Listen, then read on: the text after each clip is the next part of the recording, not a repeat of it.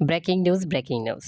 Long march to Dhaka শিক্ষা board ১৯ August সকাল ৯টায় কেন্দ্রীয় শহীদ মিনারে সবাই থাকবেন। HSC ২০২৪ batch. প্রিয় শিক্ষার্থী বন্ধুরা, তার আগে বলে রাখি আমাদের সমন্বয়ক ভাইরা কি বলছে এবং সারজিৎ ভাইয়া কি বলছে।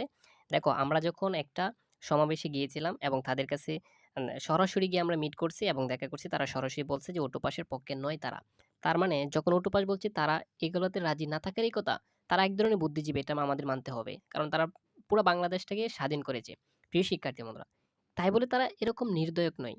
তারা আমাদেরকে কিছু একটা আশ্বাস দিয়েছে। আমরা বিভিন্ন মাধ্যমে তাদের সাথে কথা বলে যেটা বুঝতে পারলাম যে শিক্ষার্থীরা আমাদের কাছে অটোপাস কেন চাচ্ছে? আর অটোপাস তো অটোপাসের আমরা পক্ষে না।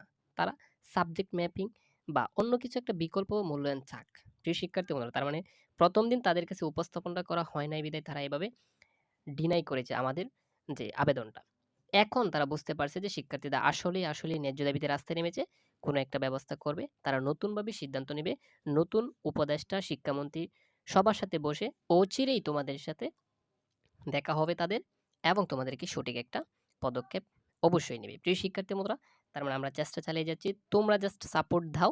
তোমাদেরকে অবশ্যই কোনো একটা ব্যবস্থা করতে পারবো আশা করি।